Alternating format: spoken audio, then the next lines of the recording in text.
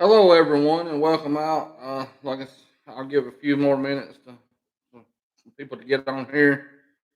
Like I said, we're going to do an interview today with my buddy Matt Burgess. I'm gonna call him and get him on the phone here in a few minutes, around 4:30. But just wanted to get started up here and get things to going and rolling here just a little bit. But you know, and also just a little quick thing that I wanted to throw out there too about the Grammys coming on the other night. Some of that stuff they had on the Grammys. If you want to indulge in that sort of stuff, I really don't. But from what my understanding, it was kind of sickening what some of the things they was portraying on the stage there. But I'll leave that to your own judgment, whatever you think on that one. But like I said, let me try to get Matt queued up here, and we'll get the rolling.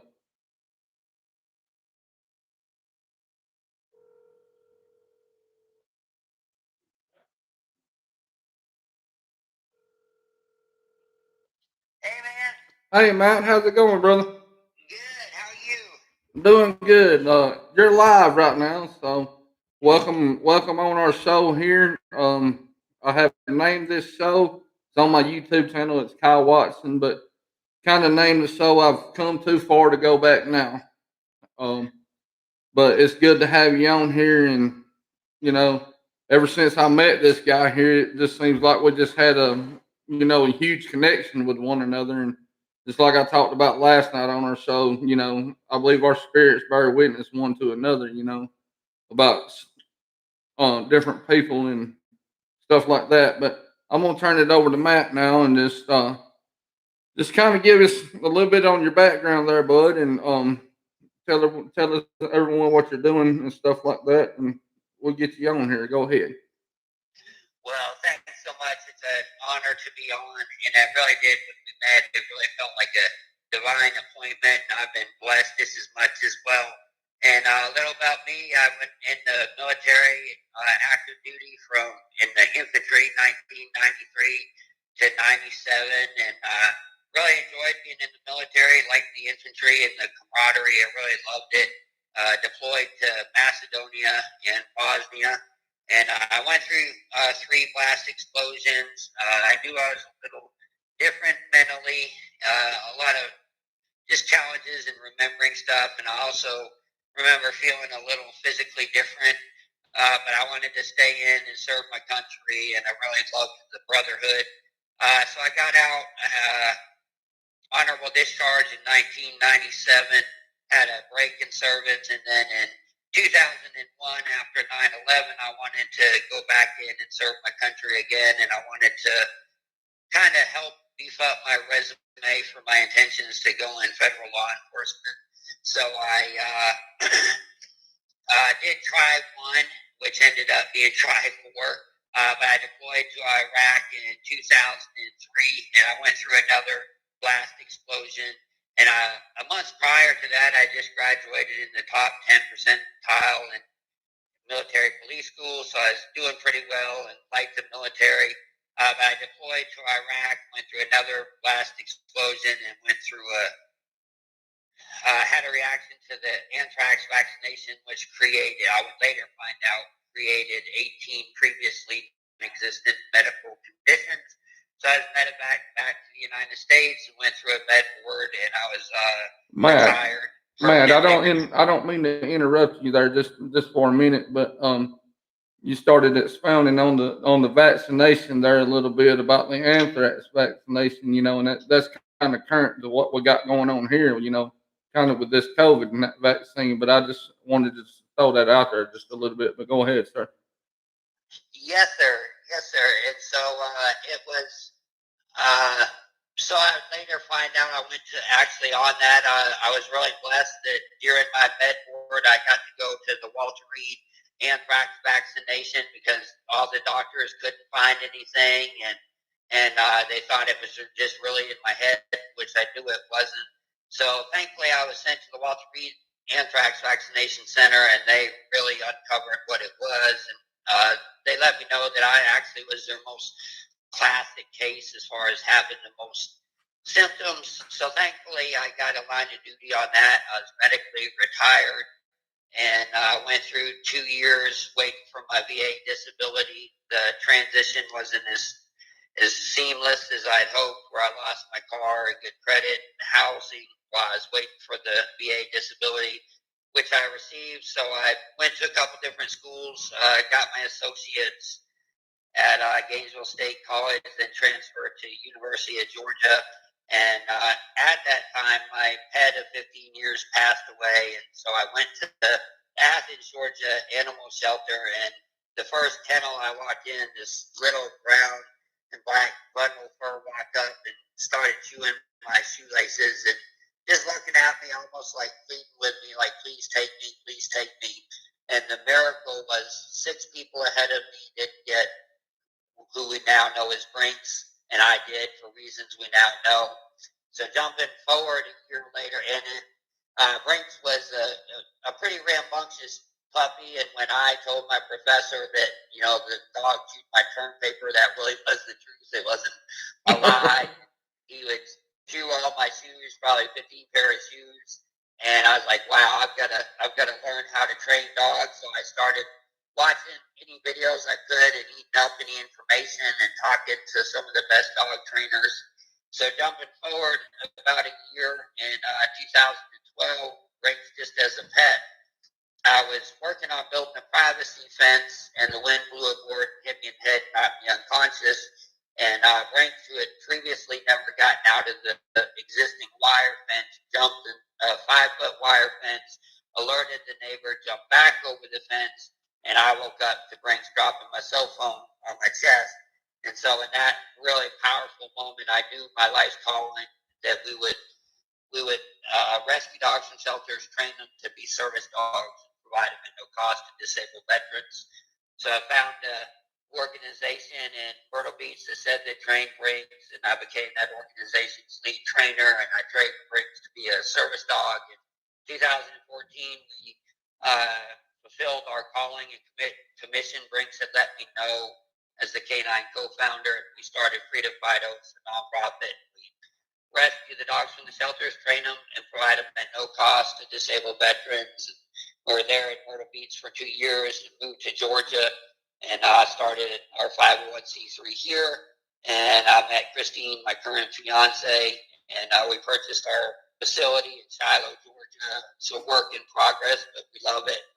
So we've placed 50 service dogs, created 50 service dog teams, and we're just blessed to do what we do. We have an amazing board of directors. I often say we have a perfect trifecta, that we get to work with the veterans, first responders, rescue the dogs, and then just like we're getting this honor today, to engage with the community and when we met, the event we were at. So I'm living the dream and blessed. And again, thanks again for having us on.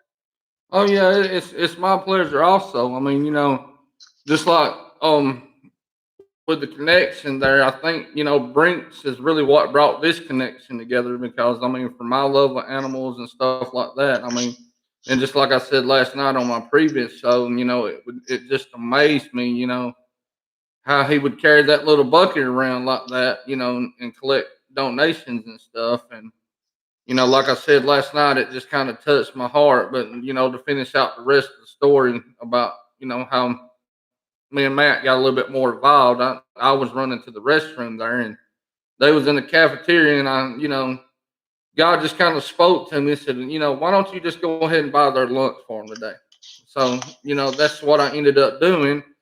And from my understanding, Brinks really loved his meal that day also. So that was Yes, sir. He did, and that was such a powerful moment, and it's like I say, that's the third part of the trifecta. I could tell you so many stories just like that about how we've been treated, and it's awesome to see people come together when we have a common goal and purpose to help our fellow brothers and sisters. I mean, it's just amazing to see the best of humanity, and like I say, the stories are countless. And so I wake up every day inspired. I can't have a bad day when I remember that. When the challenges are there, I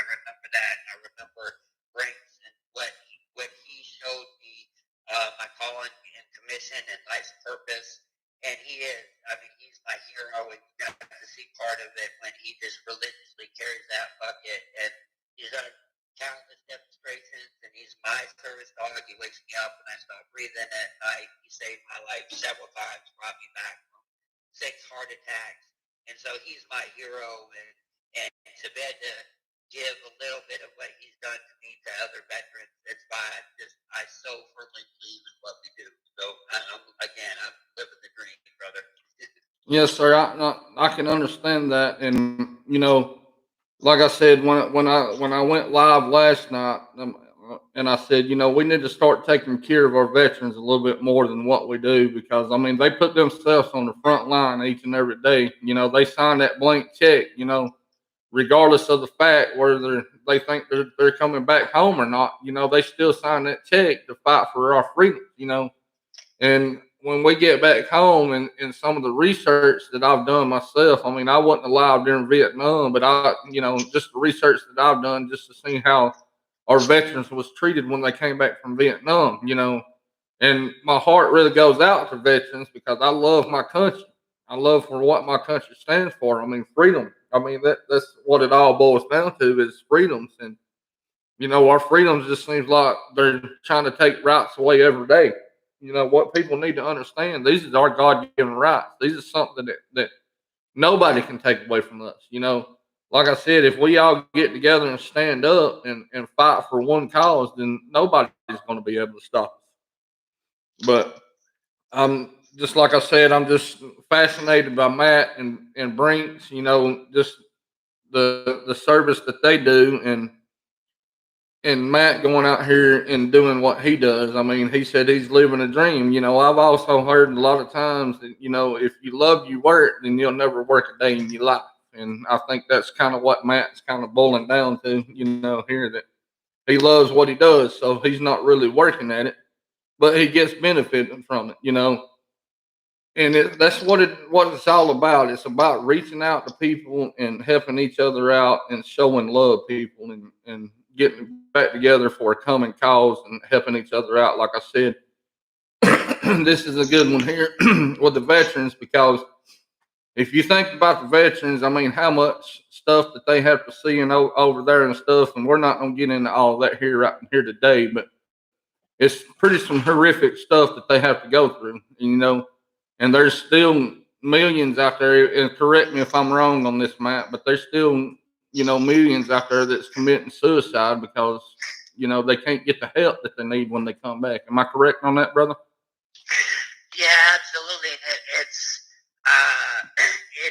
I believe in these veterans, and we've seen countless resiliency stories when they come back, and it's one reason I just so firmly believe in what we do. I believe the canines are nature's ultimate healer, and when we see the canines, and a lot of times as humans we may have the best intentions and we try to help someone, but we may not really know what they need. The beautiful thing with the canines is they know exactly what that individual needs. I often say, like, the canines, I mean, they're the best doctors and the psychologists out there, and what they give these veterans. And then once you see the veteran get their service dog, you just see the veteran take off. I mean, you've had some, I mean, from being homebound to they're out in public and afraid to fall into their getting out in public, and they're limitless and they're giving back. And I really like the name of our organization, Freedom Fidos, because that's really what it is.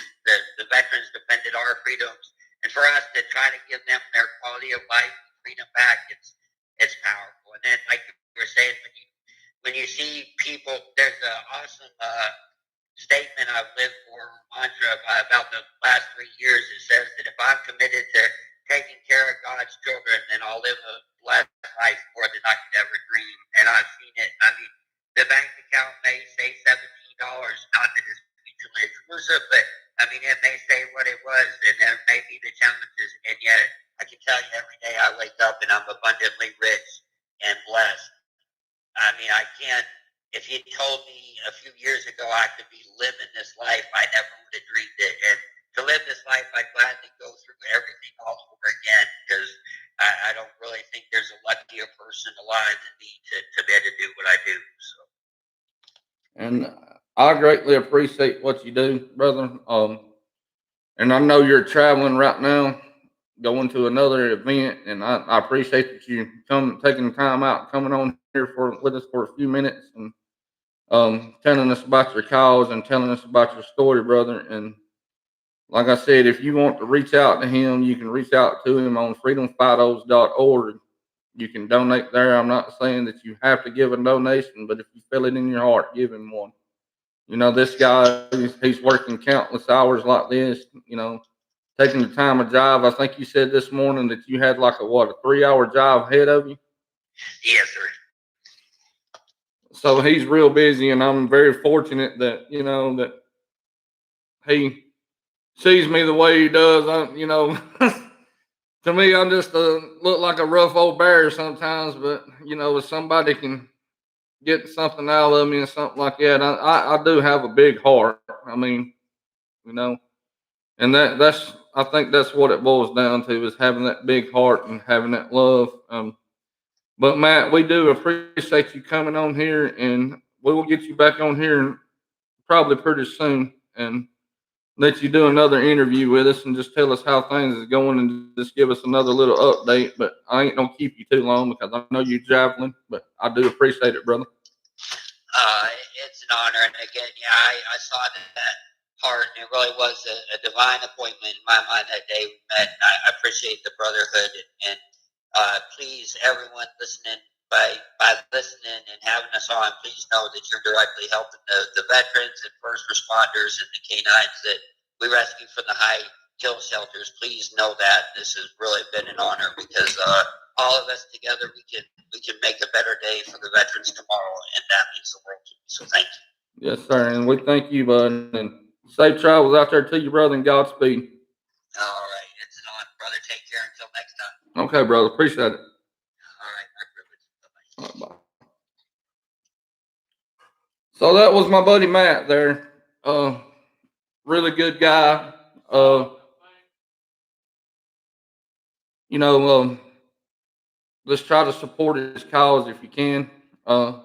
I know times is a little tough right now sometimes, but just a little donation, maybe $25 or so. That just help this guy out just along the way. Stuff like that. Like they said, they provide this service free to veterans. I mean, they don't cost them nothing. And like I said, I think we need more of this. And he got speaking about about the animal therapy and stuff like that. And I truly do believe in that. If you look at animals, animals is on a totally different level than what we are. They provide us sympathy and stuff like that. Just to keep us going just a little bit longer. They a companion. And they've got a heart of gold. They love unconditionally. I think we can take that to heart. That's what we need to start doing in today's society. We need to start loving unconditionally and start doing what God had intended us to do. I mean, He didn't intend us for us just to walk out here, and what they say, living the American dream. But I got some concepts on that also. But living the American dream is not going to work and working all your life for meager pay and just barely getting by. I mean, that's not the way life was intended to be, and I don't think God really intended it to be that way. I think He allotted that you should work a certain amount of time, and then you have time for your family. Then you have time for vocation, which is prayers, or meditation, whichever way you want to put it. I mean, but He says, it's good that we take that time and we meditate and we pray and we think and we have that faith, like I spoke about last night, was having the faith of a grain of mustard seed. And I think about my buddy there, Matt. He was talking about, I think it was 5 years ago. He said, he never dreamed that he would be doing something like this, but it took him stepping out on faith to do something like that. And a lot of times that's what we have to do, is step out on faith. I've kind of stepped out on faith with this right here. I mean, I just got to thinking about, different things going on and stuff like that. And I'm pretty sure my family gets tired of me a lot of times venting about certain things going on and stuff like that. So this also gives me opportunity, to vent my voice on things that I'm concerned with and things that I don't think is right that's going on in this world. You know, like I said last night, we're in a battle between good and evil. I mean, who's going to win in the end? Good's going to win. We just got to keep that faith, keep on striving, pushing towards that mark. I mean, we can reference the Bible on there. You know, it says Paul considered himself to be like in a race. You know, he was striving for a mark. That's what we're all doing essentially, is striving for a mark. But can we not be happy striving for that mark and not have to work like a dog all our lives just to barely make it? That's not the way it should be. You know, and that's just a little food for thought there. I know this is going to be a little bit short than it was last night, but I just wanted to get Matt on here and get him an interview with me. And like I said, I enjoy do this. I don't have that much of a following right now, but working on it, you know. So we'll get it up there. But I appreciate the ones that have been tuning in and appreciate your support. And I'll continue to go. I think I've done it twice, you know, and I've seen results off of it. So I'm going to go ahead and continue. All right. Like I told Matt a while ago, Godspeed, everybody. We'll see y'all later.